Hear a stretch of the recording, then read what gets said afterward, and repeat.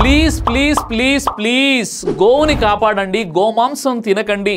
ఎందుకంటే భారతదేశంలోని హిందువులు గోవును పవిత్రంగా భావించి పూజిస్తారు కాబట్టి వారి మనోభావాలను దృష్టిలో ఉంచుకొని గోహత్య చేయకండి, గోమాంసం తినకండి అని చెప్పేది ఎవరో కాదు.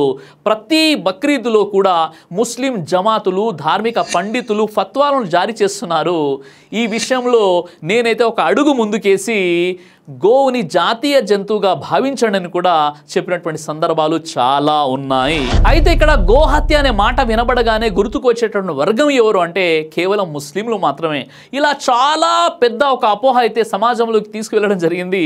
ఇప్పుడు నేను చెప్పే విషయం వింటే మీ రోమాలు నిక్కబడుచుకుంటాయి. గోమాతను రక్షించండి అనే ఉద్యమాల పట్ల నీరు గార్చేటటువంటి వార్త ఇది. అయ్యో అదేంటి, ఏం మాట్లాడుతున్నారండి మీరు అని మీరు నన్ను ప్రశ్నించవచ్చు. పవిత్ర గోమాంసం ఎక్స్పోర్ట్ ఓనర్ పండిత్ పురణ్ జోషి యొక్క నిర్వాకం ఇప్పుడు వెలుగులోకి వచ్చింది.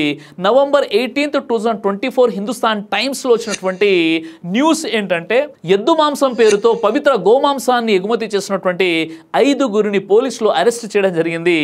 ఆ గ్యాంగ్ ఎగుమతి చేసినటువంటి గోమాంసం అక్షరాల 185 టన్నులు, అంటే 4 కోట్ల రూపాయల మాంసం అన్నమాట. అంత పెద్ద మొత్తంలో గోమాంసాన్ని ఎక్స్పోర్ట్ చేయాలంటే ఓ అతిపెద్ద కోల్డ్ స్టోరేజ్ కూడా కావాలి కదా.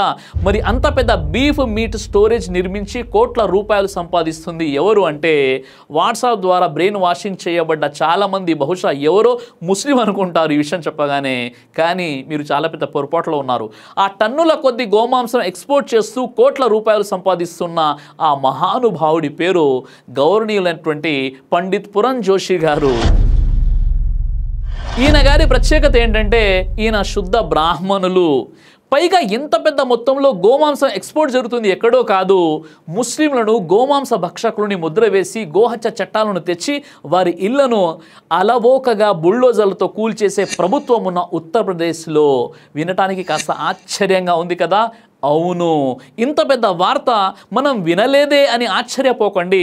ఎందుకంటే అక్కడ టన్నుల కొద్ది గోమాంసం ఎగుమతి చేస్తూ దొరికిపోయింది ఏ ముస్లిమో కాదు కదా, పండిత్ పురణ్ జోషి మరియు అతని గ్యాంగ్. కాబట్టి main stream media, social media ఇలాంటివి పైకి చెప్పుకోవు. కోట్ల కొద్ది గోమాంసం ఎక్స్పోర్ట్ చేయడానికి సొంతంగా కోల్డ్ స్టోరేజ్ నిర్మించేసిన పండిత్ పురణ్ జోషితో పాటు అక్షయ్ సక్సేనా, శివశంకర్, సచిన్ కుమార్ వీరితో పాటు గోమాంసం ఎక్స్పోర్ట్ కంపెనీకి ముస్లిం కలర్ ఇవ్వడానికి సేల్స్ సెక్షన్లో నియమించబడినటువంటి ఖుష్రుద్దీన్ నబీ అనే 5గురిని పోలీసులు అరెస్ట్ చేయడం జరిగింది. ఈ గోమాంసం ఎగుమతి చేసే ఈ శుద్ధ బ్రాహ్మణుల గ్యాంగ్ను ఏ గోరక్షక్ దళ్ అతివాదులు చితకబాది షూట్ చేసి చంపలేదు సరికదా. విషయం తెలుసుకున్న వెంటనే పోలీసులకు సమాచారం అందించి వారిని న్యాయంగా అరెస్ట్ చేయించడం జరిగింది. ఒకవేళ ఆ గ్యాంగ్లో ఉన్నోళ్ళంతా ముస్లింలై ఉంటే ఏం జరిగి ఉండేదో వేరేగా చెప్పనక్కర్లేదు. ఈ గోరక్షకుల పేరుతో ఉన్న అతివాదులు వారిని హతమార్చేసేవారు కదా. మరి ఇప్పుడు ఆ పండిత్ పురణ్ జోషికి కూడా బుల్డోజర్ న్యాయం దొరుకుతుందా? అతనికి, అతని గ్యాంగ్కి వ్యతిరేకంగా కట్టర్ హిందూ ఫేస్బుక్ మేధావులు, వాట్సాప్ గ్యాంగులు వ్యాసాలు, పోస్టులు పెట్టి వీడియోలు చేసి వారిని దేశ ద్రోహులని, గోమాంస హంతకులని ముద్ర వేసి ఖండించగలరా? ఈ సంఘటనలపై రాజాసింగ్ లాంటి గోరక్షకులు ఆవేశంగా ఇప్పుడు మాట్లాడగలరా? ఇలాంటి $1 మిలియన్ ప్రశ్నలు ఇప్పుడు ముస్లిం సమాజంలో తలెత్తుతున్నాయి. ఈ విషయం నేను ఎందుకు చెప్తున్నానంటే గతంలో గోమాంసాన్ని ఎగుమతి చేస్తున్నాడు అన్న అనుమానంతో ముస్లిం అనుకుని ఒక హిందువును చంపిన విషయం మీకు గుర్తుందో లేదో. ఫరీదాబాద్లో ఆగస్టు 24 సరిగ్గా తెల్లవారుజామున ఓ 19 ఏళ్ల యువకుడు హత్య గురి చేయబడ్డాడు. ఎందుకు అంటే అతని స్నేహితులతో కలిసి కారులో వెళుతుండగా వారు గోమాంసం ఎగుమతి చేస్తున్నారన్న సమాచారం అందడంతో గోరక్షక్ దళ్కు చెందినటువంటి గ్యాంగ్ ఆ కారును వెంబడించింది.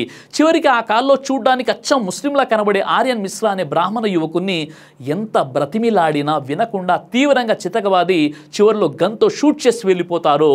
ఆ తర్వాత ఆ యువకుడు ముస్లిం కాదని బ్రాహ్మణ యువకుని ముస్లిం అని పొరబడి చంపినందుకు గోరక్షక్ దళ్ గ్యాంగ్ లీడర్ అయినటువంటి అనిల్ కౌశిక్ ఆ యువకుడి తండ్రిని ఓ బ్రాహ్మణుడిగా ఉంటూ ఓ బ్రాహ్మణుని చంపినందుకు బాధపడుతున్నానని చెప్పి సింపుల్ గా క్షమాపణ అడిగేశాడు. అంటే ఇక్కడ గోరక్షక్ దళ్ వారికి ఒక సమాచారం అందింది, వెళ్తున్నటువంటి కారులో గోమాంసాన్ని ఎగుమతి చేస్తున్నారు ముస్లింలని. వారిని వెంబడించారు. చివరికి చూడ్డానికి ముస్లింలో ఉన్నటువంటి ఆర్యన్ మిశ్రా అయినటువంటి ఒక బ్రాహ్మణుణ్ణి చంపేశారు. అతడు ఎంత బ్రతిమలాడుతున్నప్పటికీ నేను ముస్లిం కాదురా బాబు అని చెప్పిన వినకుండా చివరికి చంపేసి అతని తండ్రి వద్దకు వచ్చేసి మీరు క్షమించండి, నేను కూడా ఒక బ్రాహ్మణే, మీ కొడుకు కూడా బ్రాహ్మణ్ కాబట్టి నేను ఒక బ్రాహ్మణునిగా ఉండి బ్రాహ్మణుని చంపినందుకు క్షమించండి సింపుల్గా క్షమాపణ కోరి వెళ్ళిపోయినటువంటి సంఘటన కూడా మన కళ్ళ ముందు ఉంది. మరి ఇప్పుడేమో టన్నుల కొద్ది గోమాంసాన్ని ఎద్దు మాంసం పేరుతో అక్రమంగా తరలిస్తున్నటువంటి ఈ ముఠా వీరు బ్రాహ్మణ కులానికి చెందినటువంటి వారు, వీరు బ్రాహ్మణులు. మరి వీరి ఇళ్లపై బుల్డోజర్ వెళ్ళదా? వీరికి ముస్లింకు పడినటువంటి శిక్ష వీరు చట్టాన్ని చేతులు తీసుకుని ఎందుకు అలా జరగట్లేదు అంటే ఇక్కడ స్పష్టంగా అర్థమవుతుంది. వీరి టార్గెట్ ఏంటంటే గోమాంసం పేరుతో ముస్లింలని చంపాలి లేదా ముస్లింలని హింసించాలని. కాబట్టి సోదరులారా మీరే చెప్పండి, న్యాయం అందరికీ సమానంగా ఉండాలి కదా. మరి అక్కడ ఇలా ఎందుకు జరిగింది, ఇక్కడ ఎందుకు ఈ న్యూస్ని కప్పిపుచ్చారో కామెంట్ ద్వారా తప్పకుండా మీరు నా వరకు సంస్కారబద్ధంగా మీ కామెంట్ని చేరవేయండి. జై హింద్. దైవ ప్రవక్త ముహమ్మద్ సల్లల్లాహు అలైహి వసల్లం వారు తెలియజేశారు, కడుపుకు సంబంధించినటువంటి అన్ని రకాల వ్యాధులకు అద్భుతమైనటువంటి ఔషధం తల్బీనా. ఇది దైవ ప్రవక్త వారి సున్నత్, మంచి ఆహారం, ఇమ్యూనిటీ బూస్టర్, ఇందులో షిఫా ఉంది. ఇది మంచి ఔషధంగా కూడా పనిచేస్తుంది కాబట్టి పిల్లలు అయినా పెద్దలు అయినా ఎవరైనా దీనిని ఉపయోగించవచ్చు. అలాగే ఖురాన్లో దైవం తెలియజేశాడు తేనెలో మీకు స్వస్థత ఉంది అని. కాబట్టి స్వచ్ఛమైనటువంటి ఫారెస్ట్ హనీ కోసం మీరు సంప్రదించండి. అలాగే పురుషుల కోసం ప్రత్యేకంగా తయారు చేయబడినటువంటి షాహీ హల్వా, ఇది లైంగిక సమస్యలను దూరం చేసి శృంగార సామర్థ్యాన్ని పెంచుతుంది, మీ దాంపత్య జీవితంలో మంచి అనుభూతినిస్తుంది. ఇందులో ఎలాంటి సైడ్ ఎఫెక్ట్స్ లేవు. ఇది కంప్లీట్గా హెర్బల్ ప్రొడక్ట్స్తో తయారు చేయబడినటువంటిది. కాబట్టి స్క్రీన్పై కనిపిస్తున్నటువంటి ఈ నెంబర్స్కి కాల్ చేసి మీరు ఇప్పుడే ఈ ప్రొడక్ట్స్ని ఆర్డర్ చేసుకోవచ్చు. కొరియర్ ఫెసిలిటీ కూడా ఉంది. ఆలస్యం ఎందుకు, వెంటనే ఆర్డర్ చేయండి.